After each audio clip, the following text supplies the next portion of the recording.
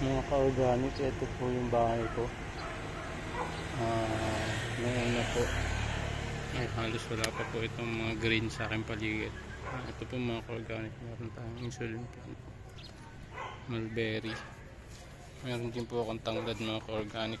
Ito po siya, ito transform ko po siya, tatapusin ko po siya bukas. So mag-overtime po tayo ngayon mga ka-organic. Ito po yung mga mulberry ko na binibend ko mga organic. Ito po siya. So ayan po yung puno niya.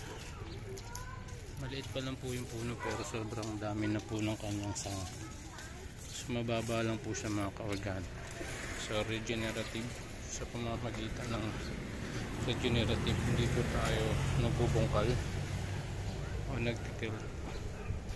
Ito po ay iba't ibang punong namumunga. Meron akong atis, meron din po tayong katuray na kulay pula mga ka-organic. Hilera po yun ng mga atis.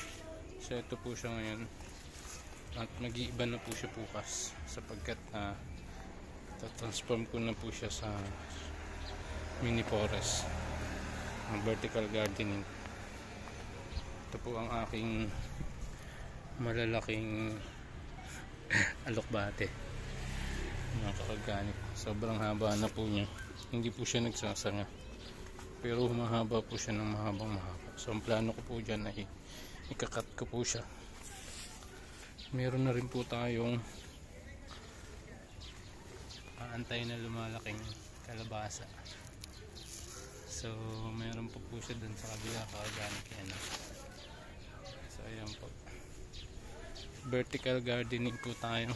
Nasa isang subdivision po ako mga ka-organic pero hindi ko po sinimento yung lupa, ginamit ko pa rin po siya kasi nanghihinayang naman po ako.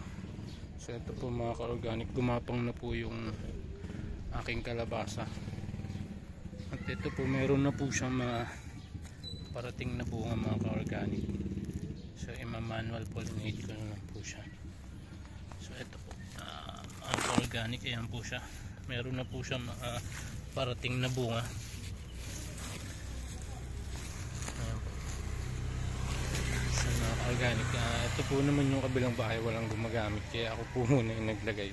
Ito po mga kahoy ko rin po siya mga ka-organic. So ito po yung before at bukas po makikita nyo po yung after. Wala na po itong basura na to, na-transform ko na po siya sa parang maliit na garden mga ka-organic. Yes, say hello to my vlog. Hello. Say hello mga ka-organic. Hello, organic. So ito naman po yung aking daughter na si Sativa. How's your school? You want to help me? You like to help me? In the garden, meron po tayong mga pansit-pansitan mga ka-organic.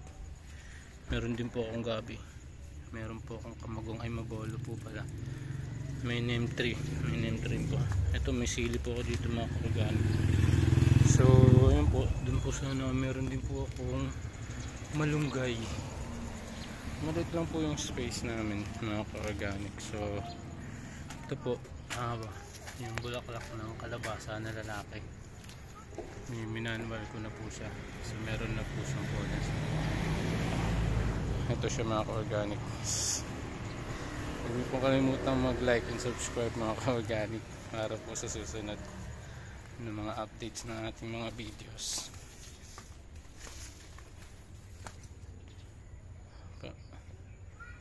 Corant. Meron din po tayong kamatis mga ka-organic. Ayan po. Meron tayong snake plant.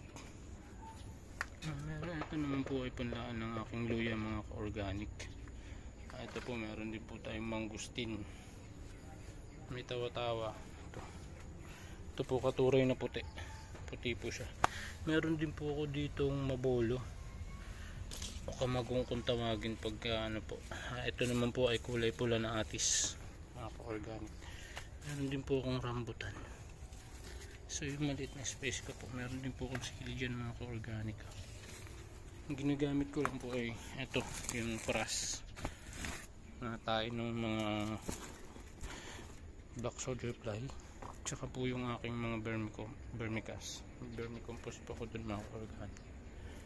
Meron din po tayong aloe vera dyan, kailangan po natin yun sa kakaroon ng garden. So ito naman po mga ka-organic yung aking mulberry. 4 na taon na po itong puno na to, so pinutol ko po siya galing dun sa lumang bahay po namin mga ka-organic. Meron na po siyang tubo mga ka-organic. Gagawin ko po siyang bonsai. So ganyan po yung technique ko para po siyang nagkaroon po siya ng sariling greenhouse na maliit. So ito po ngayon yung ginagawa ko, nilalagyan ko sa mga ka-organic ng mga dahon buong palibot, mga sanga-sanga, twigs kung tawagin sa English. Ayan po, ito po yung puno ng aking giant na alokbate mga ka-organic. So ayan po, medyo mahaba na po siya, medyo malaki po siya. Ilang piraso lang po nito meron ka na pong ulam. Ganyan po siya kalaki mga ka-organic. So hindi po tayo gumagamit ng synthetic fertilizer, kung ano naman, kahoy lang po, kahoy, biochar-coal, mga nabubulok na dahon. Yan, nasa maliit na forest area na tayo kagad. Sa mga ilang taon, yung anak ko po ngayon na si Satiba ay 4 na taon. So siguro from mga 5 taon pa malalaki na po mga ito.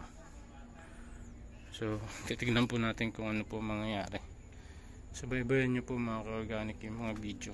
Titignan po natin kung magsisilaki po ba yung mga pinagtatatanim ko po dito na pulang atis, mulberry. Yan po, may mulberry po tayo dyan. Sobrang dami po niyan sa, pero hindi pa po siya nagbubunga mga ka-organic kasi wala pa po akong nilalagay na pataba. So ngayon po maggagawa po ako ng pataba. Bukas po ay gagawin ko na pong garden itong maliit na area na ito. Susunod po mga ka-organic, huwag niyo pong kalimutan mag-like and subscribe. Maraming salamat po mga ka-organic.